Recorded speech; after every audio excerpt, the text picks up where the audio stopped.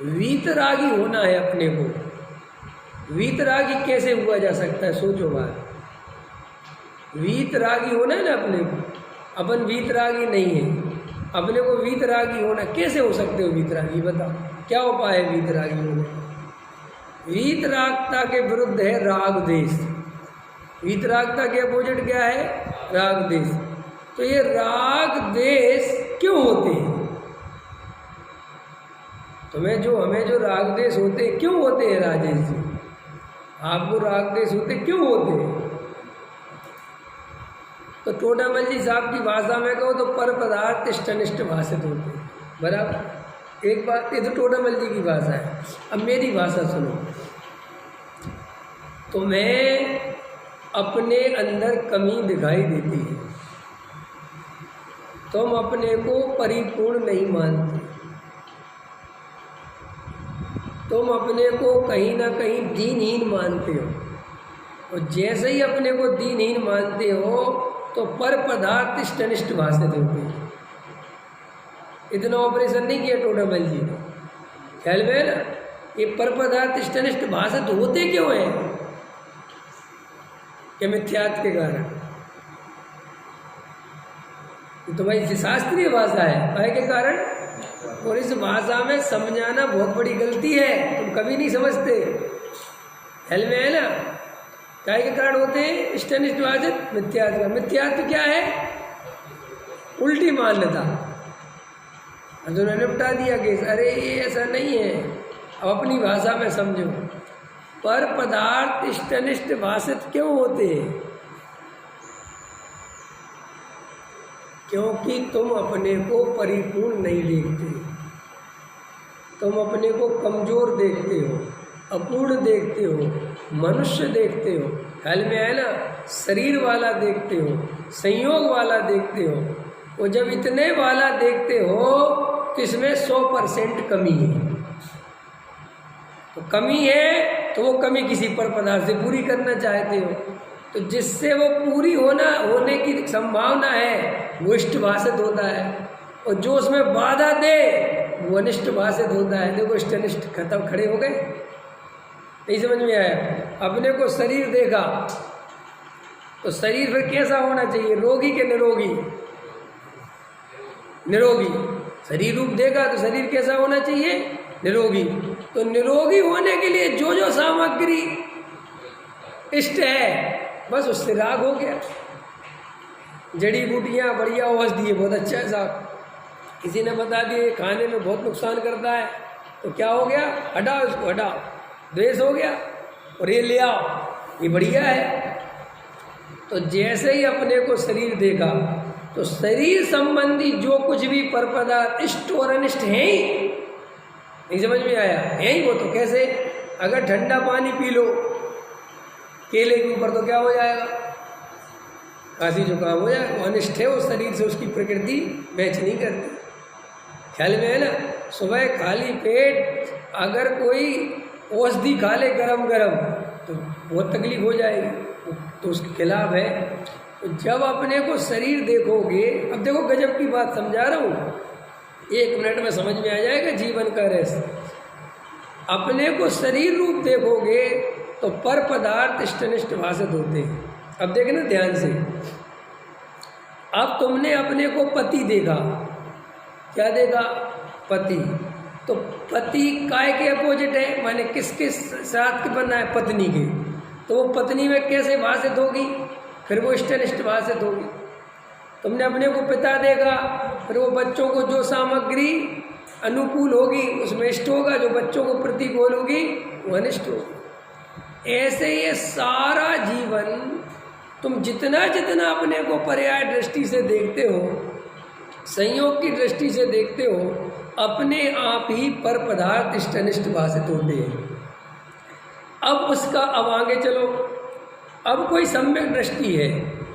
अब सम्यक दृष्टि के पर्याय दृष्टि नहीं है, पर्याय का ज्ञान है। क्या कहा मैंने? सम्यक दृष्टि को पर्याय दृष्टि नहीं है, पर्याय का विवेक है, पर्याय का ज्ञान है। तो सम्यक दृष्टि क्या करता है कि सम्यक दृष्टि अपने को 24 घंटे आत्मा देखता है, आत्मा जानता है, आत्मा मानता है। उसकी आत्मा पूरे टाइम सुरक्षित रहती है उसकी श्रद्धा में, ठीक है। फिर वो जब शरीर पर नज़र ले जाता है तो वो शरीर को पर मानता है। क्या मानता है? पर मानता है। लेकिन वो ये जरूर जानता है कि अभी ये शरीर बीमार है तो इसके लिए ये दवाई ठीक रहेगी और ये चीज़ ठीक, तो वो उसके साथ बिल्कुल पड़ोसी जैसा व्यवहार करता है और पूरा उसका ध्यान रखता है, लेकिन उसमें एकत्व नहीं करता। और अज्ञानी क्या करता है? शरीर और आत्मा का भेद ज्ञान नहीं जानता तो वो एकत्व पूर्वक ध्यान रखता है। तो कितना अंतर पड़ गया? भेद ज्ञान पूर्वक ध्यान रखना और एकत्व पूर्वक ध्यान रखना, दोनों में अंतर है। दोनों में अंतर है। आपके घर में आपकी नंद का लड़का नंद छोड़ गई 2 दिन के लिए, 3 दिन के लिए कि मैं बाहर जा रही हूँ, इसका ध्यान रखना, ठीक। और तुम्हारा लड़का तो है ही, तो दोनों का ध्यान एक सा रखा जा रहा है, एक सा भोजन दिया जा रहा है, समय पे सब व्यवस्था हो रही है, लेकिन अंदर भेद रहता है। ख्याल में है ना कि ये मेरा नहीं है, लेकिन ध्यान पूरा रखना है। हो सकता है कि अपने बेटे से भी ज़्यादा रखा जाए। तो ऐसे ही सम्यक दृष्टि देह को अपना नहीं मानता, लेकिन देह का ध्यान पूरा रखता है। क्यों रखता है? जब अपनी नहीं मानता। ऐसे भी लोगों के मन में प्रश्न आते ना, इसका भी जवाब देता हूँ। वो नंद के बेटे का ध्यान क्यों रख रही है? क्यों रख रही है? वो नंद के बेटे का ध्यान क्यों रख रही है?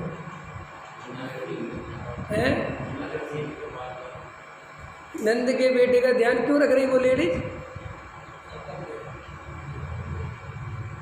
इतना सरल उत्तर नहीं दे पा रहे। अरे भाई, नंद का है ना, पड़ोसी के बच्चे का नहीं रख रही। किसका रख रही? जो उसकी नंद का बेटा है उसका रख रही, क्योंकि नंद है ना, और नंद के साथ संबंध है। मेरे पति की बहन का लड़का है भैया, इसकी मेरा तो कुछ नहीं है, ये बात तो पक्की है, लेकिन मेरे पति की बहन का लड़का है, और मेरा पति मेरे लिए सब कुछ है, और पति के लिए अपनी बहन सब कुछ है, और बहन के लिए लड़का सब कुछ है। तो भैया ध्यान रखना पड़ेगा कि नहीं? क्योंकि तो गजब है। कई लोग कहते हैं वो भेद पूरा है, तो कई लोग कहते हैं कि जब तुम सम्यक दृष्टि हो तो तुम शरीर का ध्यान क्यों रखते हो? शरीर तुम्हारा नहीं कि मेरा नहीं है, ये बात 100% सही है, लेकिन अभी इसका और आत्मा का एक क्षेत्र अवगाह संबंध है, इतनी अकेली बात नहीं है। साथ में रहते इतनी अकेली बात नहीं है। अगर इतनी होती ना तो बात ही खत्म हो जाती। बात इतनी है कि दोनों में निमित्त नैमित्तिक संबंध घने हैं। बात इतनी भी होती तो भी चल जाता। तीसरी बात है कि मेरे अंदर कसाय है।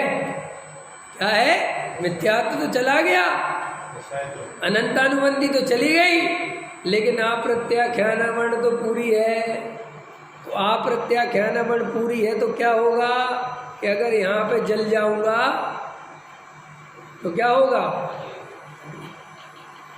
कि मुनिराज जल जाते हैं। कि मुनिराज की बात यह निराली है कि उनके वो कसाय चली गई, इसलिए उनको कोई आग भी लगा दे तो मैं टेंशन नहीं लेती, लेकिन मुझे कोई एक अंगारा भी रख दे तो मैं तुरंत हटाऊंगा। इसलिए नहीं कि मैं देह को अपना मानता हूँ। नहीं समझ में आया? बहुत गजब की बात समझा रहा हूँ कि लोगों के मन में प्रश्न बने रहते, सम्यक दृष्टि ऐसा क्यों करता है, सम्यक दृष्टि ऐसा क्यों करता है, सम्यक दृष्टि भी ऐसा क्यों करता है। भाई इसलिए करता है कि उसका गुणस्थान चौथा है। उसका मुनिराज जैसा गुणस्थान नहीं है, उसके मुनिराज जैसे कसाय का भाव नहीं हुआ।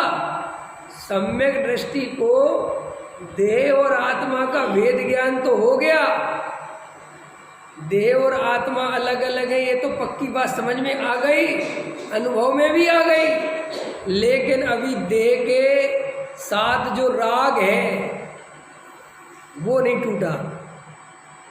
ख्याल में है ना? तो वो नहीं टूटा। जैसे वो स्त्री, ये मेरा बेटा नहीं है, ये 100% निर्णय है, लेकिन अभी उसका पति से रिश्ता है, और पति का रिश्ता बहन से है, और बहन का रिश्ता बेटे से है, तो ध्यान रखना पड़ेगा। ऐसे अभी मैं घर में रहता हूँ, बाल बच्चों के बीच में रहता हूँ, घर गृहस्थी के चक्कर में हूँ, तो अभी मुझे पूरी तरह से सब चीज़ों के प्रति संवेदनशील रहना पड़ेगा। ये अंदर जानते हुए भी इनसे मेरा कोई संबंध, मुझे ये देह का विज्ञान समझ, ये नहीं कि साहब दवाई दे के करता, जब आप एक तरफ दूसरे तरफ का करता नहीं है तो दवाई क्यों खाते हो? ये परम सत्य है कि एक तरफ दूसरे तरफ का करता नहीं है, लेकिन पुद्गल के साथ ऐसे निमित्त नैमित्तिक संबंध है कि कोयला ही डायमंड बन जाता है। कालांतर में बहुत सारे सड़े गले पदार्थ बाद में अमृत बन जाते हैं। ऐसा पुद्गल का स्वभाव जानना, ऐसा किसका स्वभाव जानना? पुद्गल में ऐसी शक्ति है कि वो कई रूपों में कन्वर्ट हो जाता है कालांतर में। ऐसे ही हमें ये ज्ञान है कि अगर मुझे सर्दी जुकाम हो रहा है और हम ये वाली औषधि खाएंगे तो वो सर्दी जुकाम ठीक हो जाएगा। तो उस औषधि ने सर्दी जुकाम ठीक किया? ठीक किया कि नहीं किया? कर्ता की अपेक्षा, कि क्यों कर्ता क्यों नहीं कहते किया? क्योंकि सदा काल नहीं करता ना, कभी आराम लग भी जाता है, कभी नहीं भी लगता, भैया क्या करते, लेकिन उपाय तो वही है, अब लगे नहीं लगे करो, क्या कर सकते। ये सब समझना है, इम्पोर्टेंट बातें बता रहा हूँ। अपन समझते नहीं है पूरी तरह वस्तु स्वरूप, अपन क्या करते हैं, एक भाषा समझते हैं, या तो कर्ता कहो जी या अकर्ता कहो। अपन को दो बातें समझ में आती, या तो पूरी तरह कर्ता कहो या पूरी तरह अकर्ता कहो। अरे भाई ऐसा नहीं है, जैन दर्शन में यही तो अनेकांत है कि भाई किसी अपेक्षा करता है भी और किसी अपेक्षा करता नहीं भी है।